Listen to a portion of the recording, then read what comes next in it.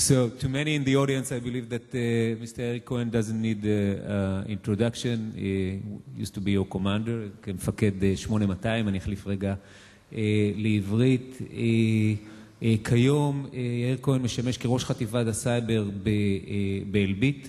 בעבר הוא גם היה יושב ראש של רון, כמובן שמשתתף בהרבה פורומים ממשלתיים בנושא של סייבר סקיוריטי, וגם מנחה יחד עם שותפי נמרוד קוזלובסקי לימודי הסייבר באוניברסיטת תל אביב. It's not my presentation.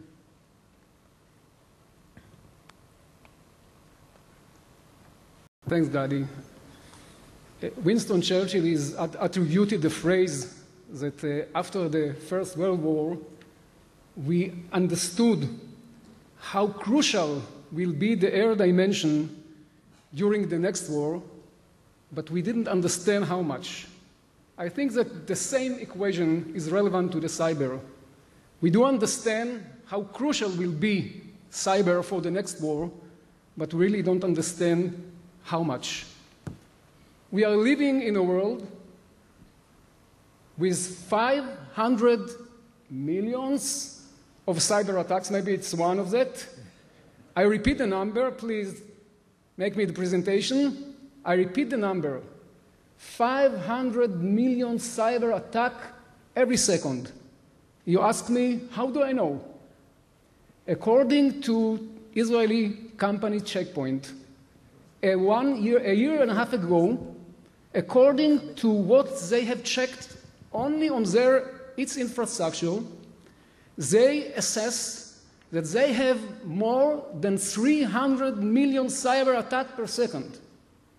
So I assume that now we are living in a world with 500 million cyber attacks per second. But I don't think that it's important.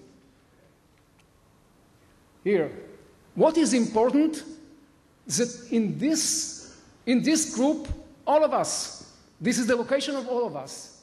And there is no real solution, not to the 500 million attacks, to be very frankly, but what we call the strategic cyber attacks.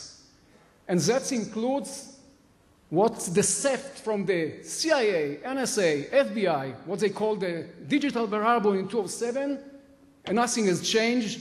If I can see what Panetta said, only in this year, and also Obama. Of course, the Estonia and Georgia wars, which show us what happened in war by cyber, and what also in the Israeli Desert Storm, 400,000 computers from Kenya attacked Israel, the Eagle. Nothing serious, but the Eagle. If you push on the Eagle of the Israeli infrastructure, you will see the dancing bin Laden on the computer, on the screen of the computer.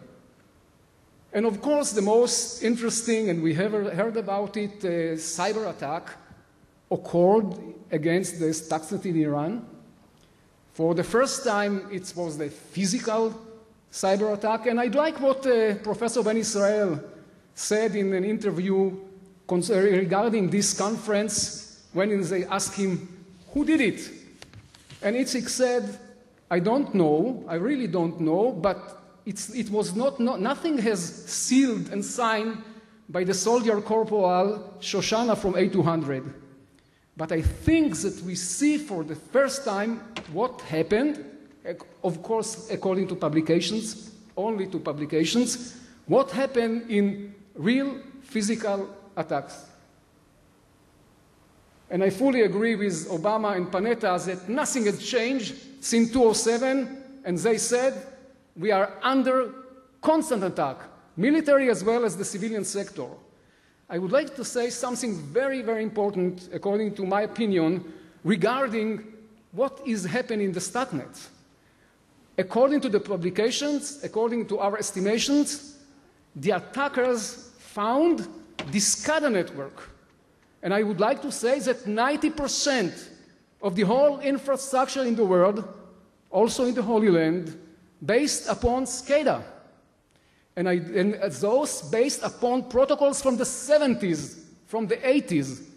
So we need to find a real solution for the SCADA system, which all the crucial infrastructure are based on it.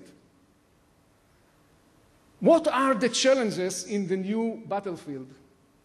If I look now, I do think that we haven't real solution to identify the attacker. Who is the attacker which want to attack us? And of course, our technology in Elbit, and I heard that from other counterparts it's the same, we try to find who is attacking us, but it's not enough. What we really need to bring to our customers and to our country, it's in the level of what I call the preparations, and in the level of gathering intelligence. Not while the Trojan horse, you can find it in our infrastructure. It's too late. So if you ask me, what is the challenge? The challenge is to find who is the real attacker in my nets. But what will be more crucial and more important is to find him in the stage of preparations. I do think that we agree that, and I heard about it, that cyber brings the asymmetric component to its peaks. I do think that what happened in the world, and I'm talking as an intelligence commander, that in the everlasting game, in the everlasting war between mouse and cat, between attacker and defender, there is a huge gap is generated in favor to the attacker. And I have discussion with the former head of the CIA and NSA that now we're also dealing in cyber business from the protection perspective. And he told me a very clever sentence. He told me, you know, we've built our systems upon capability that we haven't learned how to protect. And I know why someone from the CIA and from the NSA, and also from A200, can understand when he transfers from the attacker position to the defenders, to the defense position. And this is the situation so far. There is a huge gap between the attacks capability and the defense capability. I think that there is also something very crucial when you look at the cyber world so far. Cyber enables you for the first time to cause physical damage in what you call ceasefire, in what we call peacetime, because you can attack your enemy without being excused by violating the ceasefire. Look what happened between us and Hamas. There is temporary ceasefire. Nobody from the common interest would like to attack each other. But in cyber-like intelligence, I can make many, what I call offensive operations without being excused violating the ceasefire. And that's comprised the temptation to do it.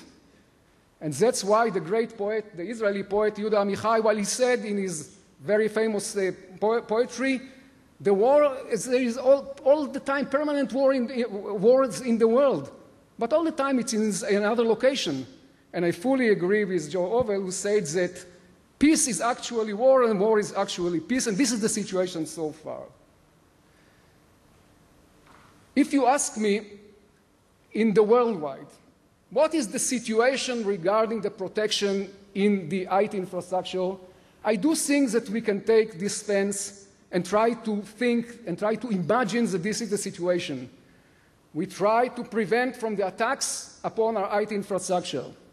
But it's not enough, because we do think that we need to transfer to what we call the proactive approach, because, again, I would like to mention that we need to find the attacker in the preparation stage, not while it's in IT infrastructure. This is our, in one slide, our solution. And it's also very important because I do think that the security devices are not sufficient. They will be crucial building blocks in each cyber protection. But it's not enough. And what you need is to establish in each country, in a level of country, in a level of army, in a level of huge organization, you need to establish a center which can give you intelligence, and to gather intelligence upon cyber. It's not intelligence like SIGINT. It's not intelligence like ELINT. SIGINT composed ELINT and COMINT.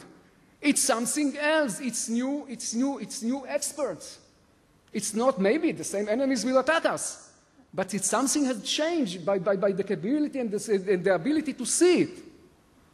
We need to hold the information, very identical to the intelligence world, all the information, and to take it to one place and to store it.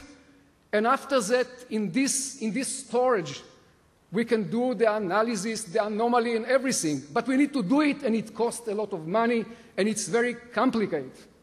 So it enables us to do what I call the situational awareness after that. But we need to do it. And it costs a lot of money, and it's very complicated, and I don't want to go for it now. We need to implement clever regulation and enforcement. While you decide that something happened to your IT infrastructure, you need to do something, and you want while you push the button, that everything is changed in all the computers. Very complicated, very complicated. And of course, we need to adapt something like sensor to shooter. And I'm not mean here to proactive defense. That's something else. We need to do it by sensor to shooter. Thanks. Thank you, Yair, and specifically for introducing Yehuda Amichai into the presentation in the cybersecurity space. Very creative.